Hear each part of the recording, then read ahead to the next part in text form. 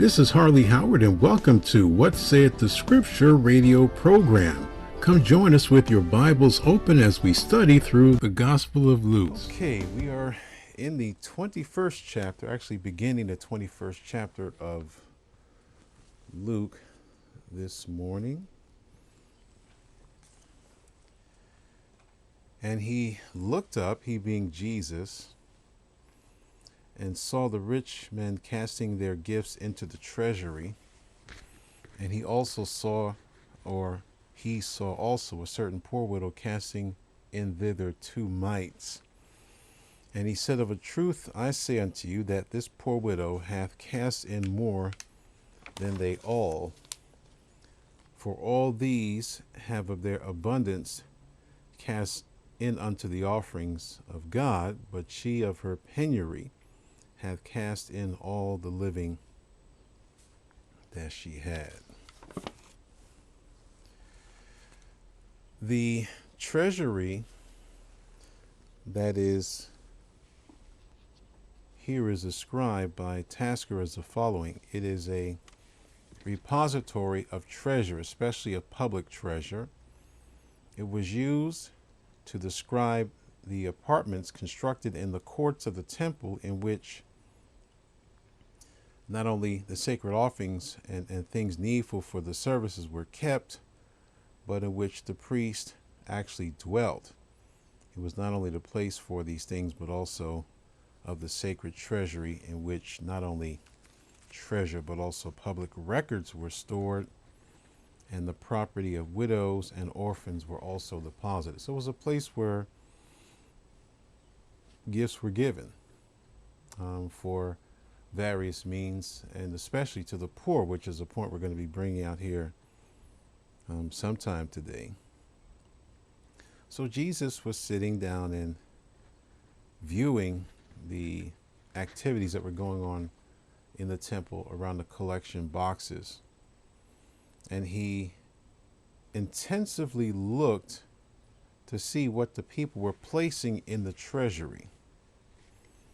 And I find it rather interesting that this widow would give to the treasury box when she had every right to be taking from the box all that she needed. So she was giving to the treasury when she had every right to actually take from the treasury, because the collections also included the widows and the fatherless as well. And if she had any children, she could have also taken from the treasury on their behalf. Jesus was observing just how much money was being given to the treasury by the rich. He said he saw the rich men casting their gifts into the treasury. The word rich refers to those who were abounding in wealth.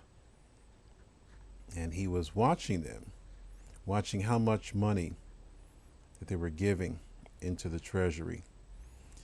And he noticed that those who were abounding wealth actually gave much in the treasury, unlike many today. They were giving out of their abundance of wealth. And I, again, want you to understand that I do not see a criticism necessarily of the fact that the rich gave abundantly. I don't think that's the point at all, that Jesus was criticizing the fact that the rich gave in abundance to the treasury. Obviously, that was going to benefit the people to whom the gifts were designated anyway. He wasn't criticizing the abundance of their giving.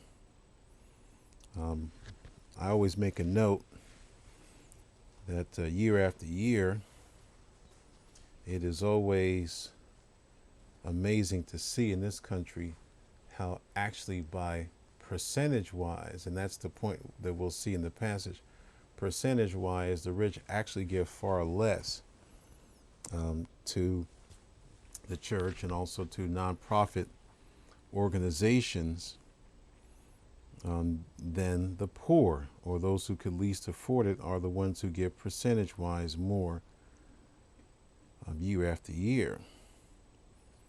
And in fact, in this economic condition, the rich are even giving far less. And there's no question about that in my mind at all. They're giving far, far less. I mean, reports come out on television, in the printed page, and the internet. Giving is down tremendously.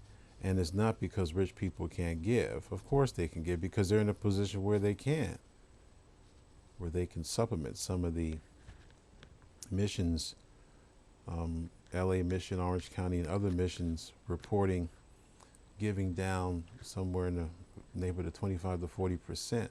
That's a lot of money that's being withheld. A lot of it's being withheld. Churches, as I've said, are closing their doors and cutting ministry because the people who are rich actually giving less. This is an interesting time. We just got finished watching in November and December. This is the last week of December as we're recording this. All these people lining up around stores early in the morning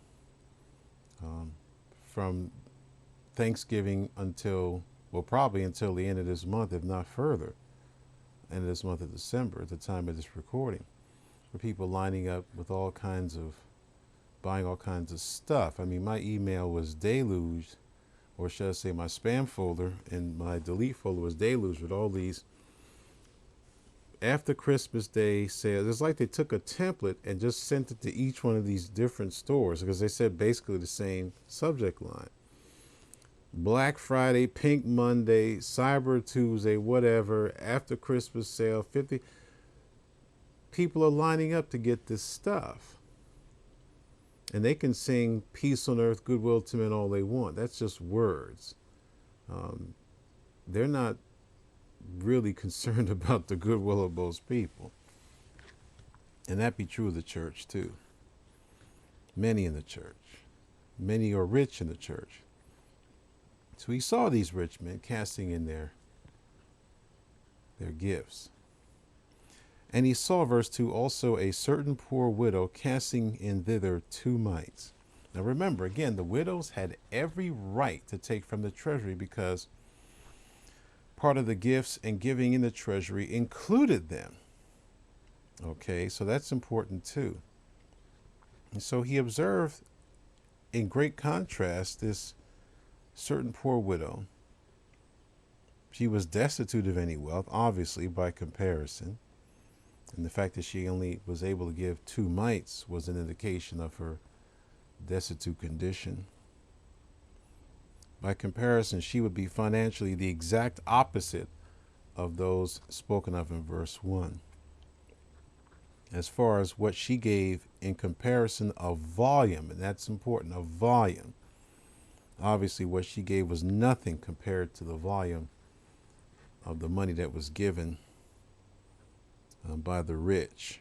And so when you compared what they gave to what she gave, she not only gave the exact opposite of what the rich were given, but she also gave the smallest coinage at that time. You couldn't get any smaller than a mite. It would be like a penny. There's nothing less in our coinage than a penny. It would be like throwing in 2 pennies, if you want to use that illustration.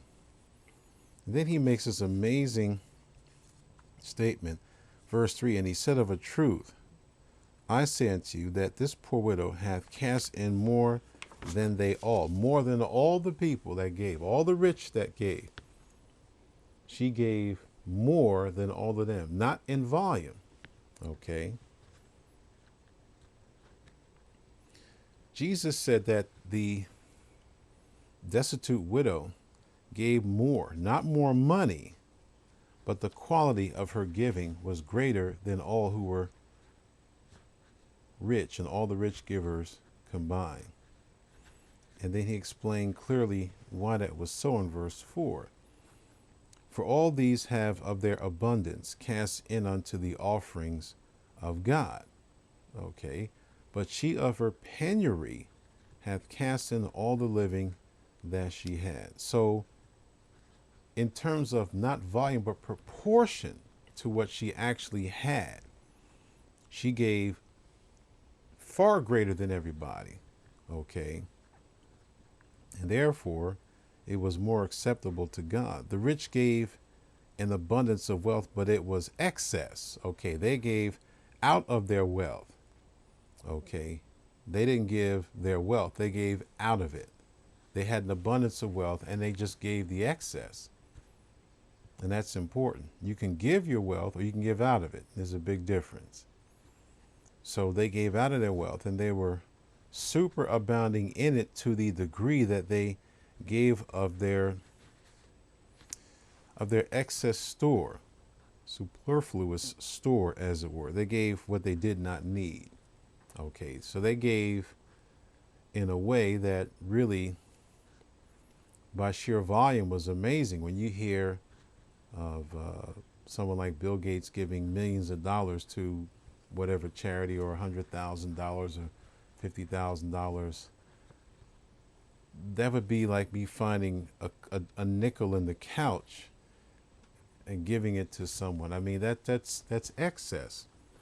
He probably made that in 5 minutes on the stock exchange. I mean, it's not like he can make that overnight selling another one of his worthless operating systems. So a lot of times people who are in philanthropy, they give, but it doesn't really affect them too much. Now, I'm not saying that's true of all of them. I'm just saying it's true in this case here. And I draw from examples that we're familiar with just to prove a point. They gave what they did not need. They could afford it as well as not. And in doing it, they showed no self-denial. So what they gave was all excess. As I said many times, very few people go broke for God. They go broke for everything else. The widow gave from her own need. And that's important. She gave more than she could even afford. In fact, she gave all of her living. So she gave more because she gave all. So she had no excess because she gave everything she had. So there was nothing left to give because she gave everything. They gave out of their wealth. She gave all her wealth, so to speak. That's the big difference. Out of her want and out of her destitution, she cast in all that she possessed, her whole means of subsistence. So there was nothing left. She gave the last and the greatest to the Lord. In love, she devoted all to God with strong faith in his providential care. And I don't think the Lord examining what went on. We don't have what happened after that, but he observed that, and I'm sure that her faith was rewarded. So when she gave her 2 mites, she gave not only commensurate with her resources, but beyond her resources. And Jesus said clearly that her giving was more than that of those who gave out of their abundance. And it's important to note here in the issue of giving that Jesus spoke of both quantity and quality. It's important. So Jesus here was not speaking flowery language. He said clearly that this woman gave more amount-wise and quality-wise than all who gave. So she gave out of her poverty. She gave her all. They gave out of their wealth, out of their excess. So it definitely would help the people that were in need. And I don't think there's necessarily a criticism in the fact that they gave, but by comparison, he's saying that she gave far greater, which frankly should have been an example to them. The backdrop of all this, of course, is always the hypocrisy factor, that Jesus uses these illustrations to point out the hypocrisy of the scribes, Pharisees, the religious rulers, because the religious rulers were rich. They were filthy rich, and the people were filthy poor. And there's always this disparity between the filthy rich leadership and the filthy poor. And it seems like the filthy rich, I don't care if it's religion or government or whatever, they always want to try to dictate to the poor how they understand, how they're so compassionate. And then they keep doing things that rob the poor. It's amazing. This widow came to the temple. They knew she was a widow. I mean, for crying out loud, why didn't they take it upon themselves to give to the widow? I don't think they cared. In fact, I know they didn't care. We already dealt with that chapters ago, that they had no care for anybody except for themselves. And for those who could benefit their way of corruption.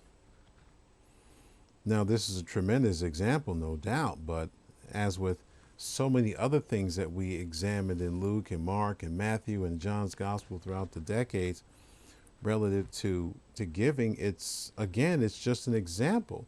It's a model and a pattern that we keep seeing. We keep seeing all these models and patterns being utilized by many, many people. And I don't even know what the problem is. I mean, is this the only example of this kind of giving, all giving? No. The churches in Macedonia, for example, gave out of their poverty. And by doing so, they gave more both in quantity and quality to the needs of the Jerusalem church. And we talked about this previously, how the Jerusalem church, we talked about the model of giving. The model of giving was give it all away. Here's another example right here in Luke's gospel, give it all away. And Jerusalem, seeing the spiritual priority of everything, they gave everything. They sold houses, lands, possessions. They sold whatever was needed, whatever was necessary. They literally made themselves broke for God because they were living for the future, for the hereafter. So they saw the important need of getting out that gospel. So they had to send missionaries. They had to supply the needs, etc., until the churches were established, where they, in turn, if they wanted to have someone come in to minister to them, they were responsible for providing for the needs. But at that time, you had to feed and house people, what have you. So they sold everything. Anyone that had a need, and there were thousands of people wanting to be a part of the church, and they gave to their needs, to the point where they got broke for God and the work. And so they had to rely, Paul and others had went throughout his journeys to collect money for the Jerusalem church. We saw the Macedonian churches were so indebted to the Jerusalem church because without them, there would have been no gospel. They didn't get stupid like we do. Well, the Lord would have did it anyway. That's a lie, you know it. The fact is, the Lord used a particular ministry or work or person or persons to bring that message to you. And the idea that you want to subtract that person or persons from the work is utterly repulsive, because certainly without that work, you'd have still been dead in your sins. So the churches of Macedonia, they gave to the needs. They gave beyond the needs. And I want to talk about that. Paul used the example of the Macedonian churches to the Corinthian church to show them the proper motive in giving. The Corinthian churches were rich, and instead of giving in accordance to their wealth, instead of out of their wealth, in accordance to their wealth, again, give accordance to, not out of. A rich person can give $1,000, and that's out of their wealth. But if you give according to wealth, you may give 50% of what you have. That's according. If you give according to wealth, you give richly in accordance to your prosperity. If you give out of it, you can give anything. And so Paul used the Macedonian churches really as an example to rebuke the Corinthians, the rich Corinthians, who had made a promise to help the Jerusalem church but got stupid. So Paul had to waste time to try to get these people to keep their promise, and use the Gentile churches, who were in no way, shape, form, or fashion rich like the Corinthians, and use their example of sacrificial giving as a rebuke to the Corinthians to get that gift ready, because Paul's coming to get it. You say the Lord really doesn't have much to say about the rich. Well, that's because their behavior dictates they don't want to know anything. They don't want to follow the example. The poverty of the Macedonian churches no more impeded their generosity than their tribulation diminished their joy. They didn't say, well, we don't have enough to give. they gave anyway. It wasn't the same in volume as the stingy Corinthians were, but it was like the poor widow. It was greater because it was out of their necessity. The Macedonian churches were in need themselves. So this kind of giving so moved Paul that he attributed the giving to nothing less than the grace of God. It was liberal giving from destitute saints. They gave in such a fashion that Paul saw it as the grace of God. He didn't see it as normal giving. He saw it something beyond the normal collections, because there were collections going on. It was not, what are we talking about here? Luke 20, normal collections, part of the tradition of the Jews, what have you, temples and what have you. It was all part of tradition. But Paul's saying that for Gentiles who knew nothing about the heritage of traditions and Jews and temples and what have you, storehouses, this was nothing but the grace of God. It was liberal giving from destitute saints, liberal giving from Gentile saints. Paul was not concerned about the amount of the gift, but of the attitude of the givers and the relation between the size of the gift and the resource of the givers. They gave out of their necessity. They were in need, and yet whatever they had, they gave out of their necessity. They gave according to their necessity. It's remarkable. We don't see that today. No one seems bothered by it. Turn to 2 Corinthians 8. No one seems to be really bothered about much of anything, except when you bring this stuff out. Then they get bothered by it. You have to waste your time trying to convince people about the Bible. I was listening to my own program and said, well, what the world's wrong with people? They complain and whine all day about how much they want the truth, and then they complain when you give it to them. They don't want it. Been saying it for decades. You don't want the truth, and you'll never want it until you get born again. It's just not possible to want the truth until you're born again. 2 Corinthians 8. Moreover, brethren, we do you to wit of the grace of God bestowed on the churches of Macedonia. So again, Paul referred to their giving as an act of God's grace, the grace of God bestowed on the churches of Macedonia. It is not that people do not give, who are unbelievers. This kind of giving that was described by Paul was the result of the grace of God. So we're talking about giving by the saved. I'm not saying unbelievers don't give. I'm not even addressing that necessarily.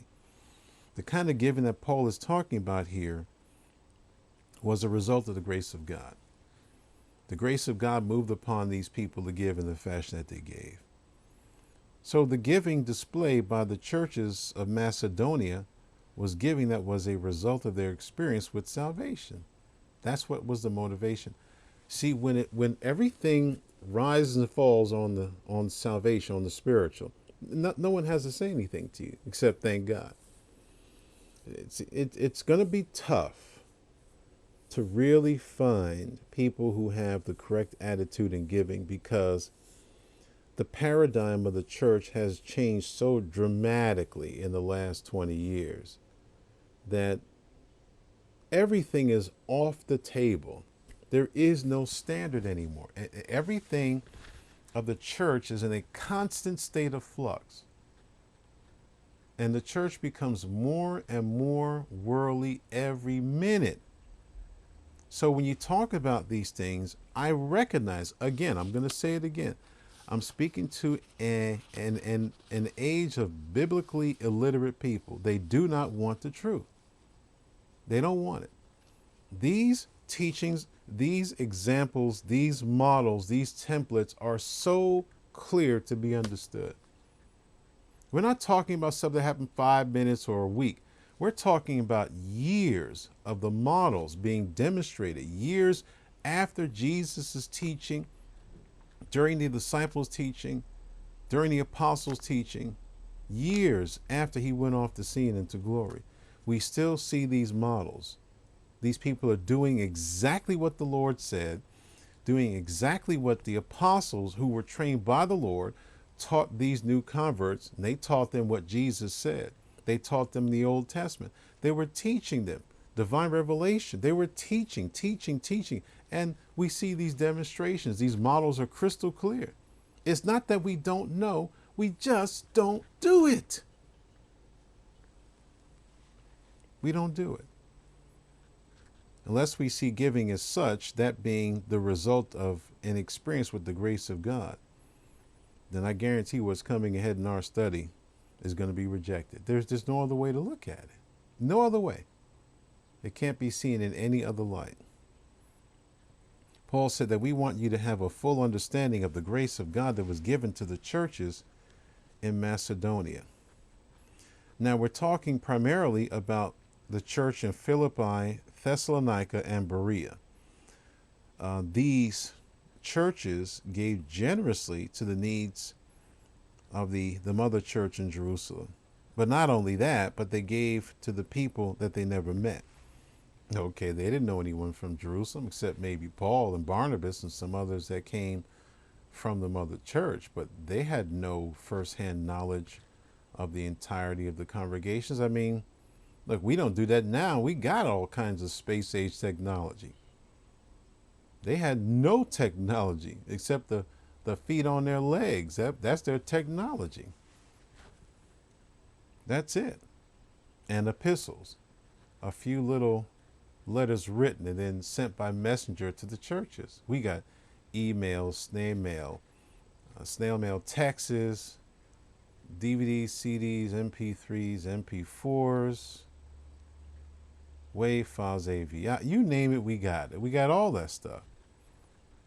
Instant messaging. We have the means to communicate in nanoseconds. I remember the time where, and this might be helpful for you, I remember the time where you had to actually sit down and you take one of these things here called a pen, or if you were prone to error, a pencil. You would take something like this called paper. You would actually click this pen or pencil, and these are modern pencils. You actually had the lead ones. Now this is all prototype, robo lead. And you actually had to do something called writing. Not all that mess. You actually had to use the hand God gave you, connect it to your brain, and actually write stuff. Oh, those are called words. Okay? You just write stuff down. You actually have to spell words. W-E-R-D-S, words. No, that's not how you spell word. You actually had to learn something. Thank you for listening to What Saith the Scripture radio program on Word Central Radio. May God bless you and keep you until next time is my prayer.